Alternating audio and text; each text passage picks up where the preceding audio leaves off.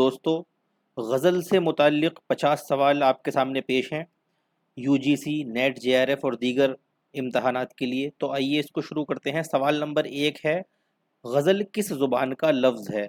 تو صحیح آنسر ہے آپشن اے، عربی کا۔ سوال نمبر 2، غزل کے معنی کیا ہوتے ہیں؟ تو صحیح جواب ہے آپشن سی، عورتوں سے عشقیاں باتیں کرنا۔ سوال نمبر 3، غزل کے پہلے شعر کو کیا کہتے ہیں؟ تو صحیح جواب ہے آپشن سی، مطلع۔ سوال نمبر 4، غزل کے آخری شعر کو کیا کہتے ہیں؟ تو یہاں پر صحیح جواب ہے آپشن بی، مقطع۔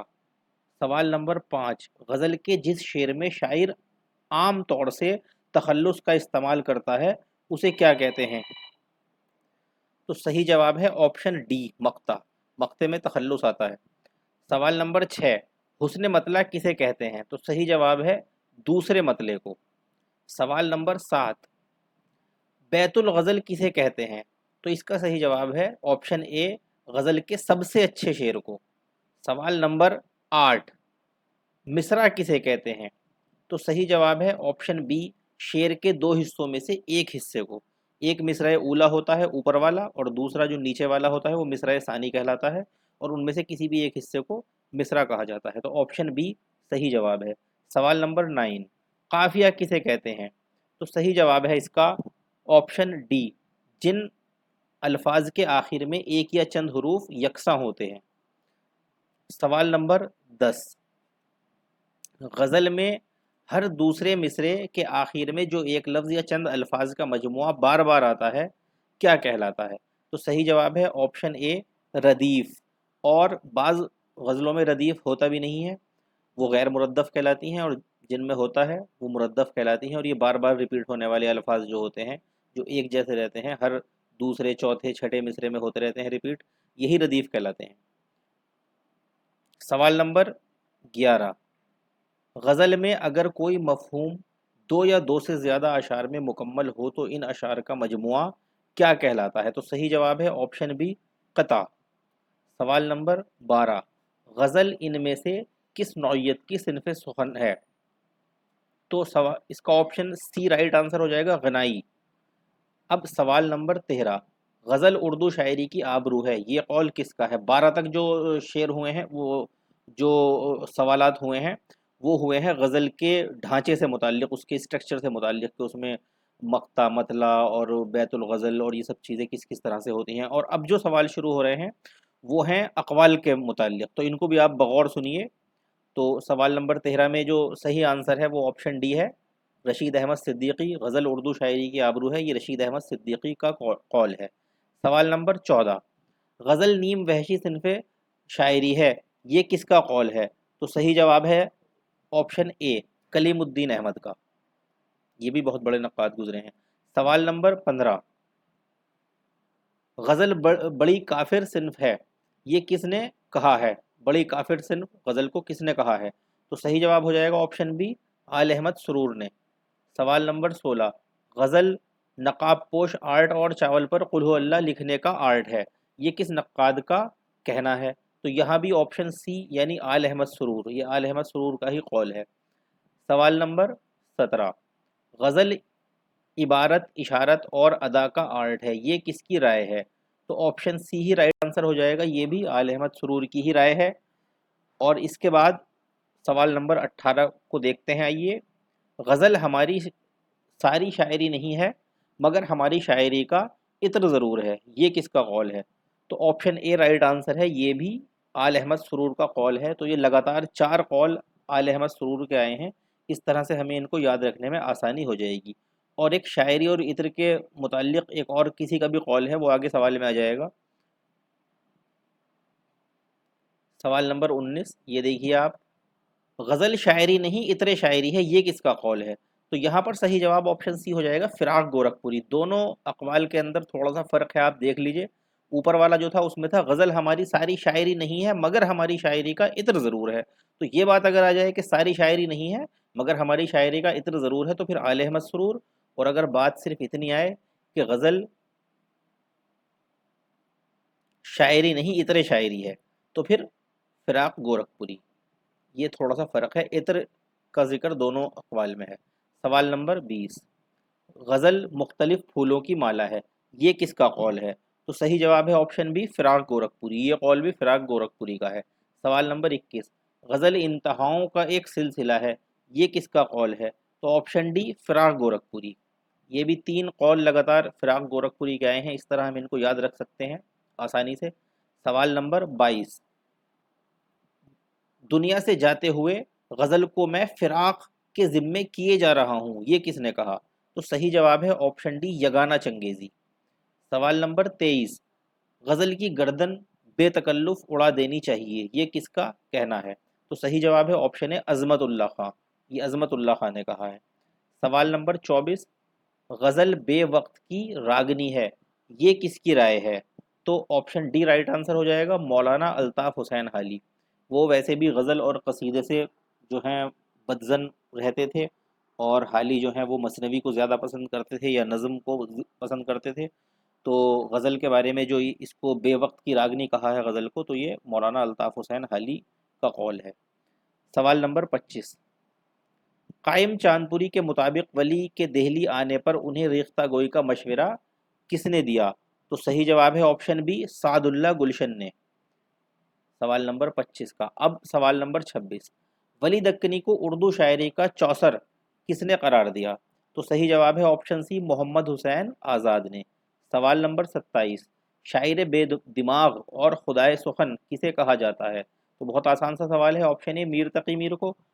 سوال نمبر 28، میر تقی میر کہاں پیدا ہوئے؟ تو میر تقی میر آپشن ڈی آگرہ میں پیدا ہوئے۔ سوال نمبر 29، نجم الدولہ، دبیر الملک اور نظام جنگ یہ سب کس غزل گو شاعر کے القاب ہیں؟ تو صحیح جواب ہے آپشن بی مرزا غالب کے، ان کا ایک لقب مرزا نوشہ بھی ہے۔ تو یہ سارے لقب، سارے القابات، یہ سارے القاب مرزا غالب کے ہی ہیں۔ اب اس کے بعد جو ہے سوال نمبر 30، غالب نے کلکتہ کا سفر کس سبب سے کیا تھا؟ تو صحیح جواب ہے آپشن بی پینشن کی بحالی کی غرض سے۔ سوال نمبر 31، مومن خاں مومن کا خاندانی پیشہ کیا تھا؟ تو آپشن بی طبابت، یعنی علاج وغیرہ کرنا، تو اسی لیے ان کے نام میں حکیم مومن خاں مومن بھی لگتا ہے، حکیم بھی ان کے نام میں آتا ہے کیونکہ ان کا یہ پیشہ رہا ہے، ان کے خاندانی پیشہ ہے یہ۔ سوال نمبر 32، مومن کی شاعری کو مکر شاعرانہ کس نے کہا؟ آپشن سی رائٹ آنسر ہے ضیاء احمد بدایونی نے۔ اب اس کے بعد ہے سوال نمبر 33، شاد عظیم آبادی کا پورا نام بتائیے؟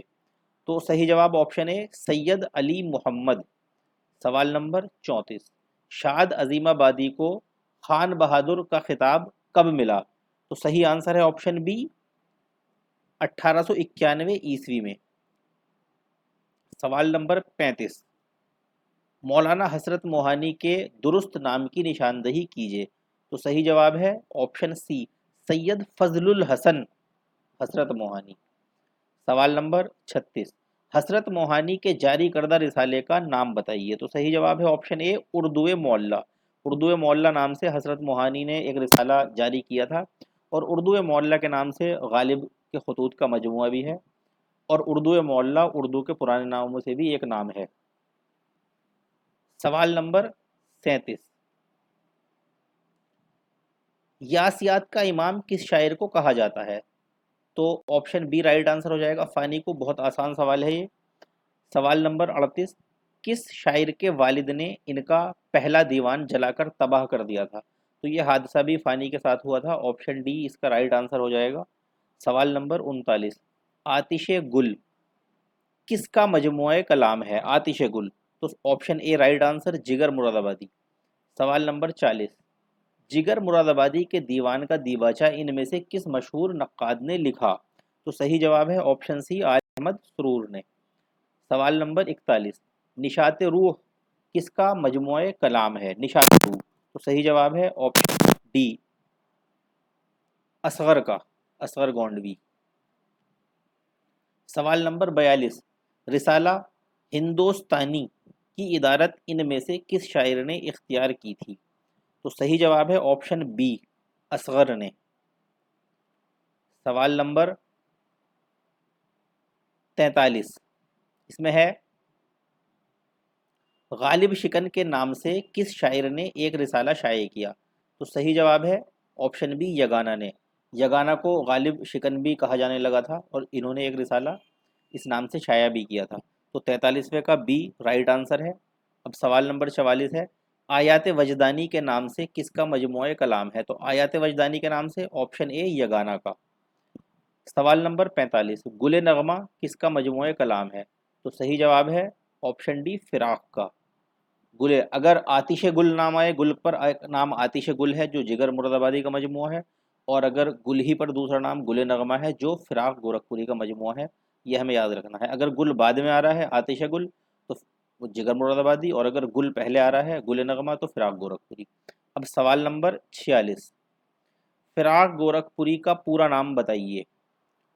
तो सही जवाब है 36वें सवाल का, सॉरी 46वें सवाल का, ऑप्शन सी रघुपति सहाय। सवाल नंबर 47, गज़ल नाम से किसका मजमूए कलाम है? तो सही जवाब है ऑप्शन सी मजरूह का। सवाल नंबर 48, वो जो शायरी का सबब हुआ ये किसका मजमूए कलाम है?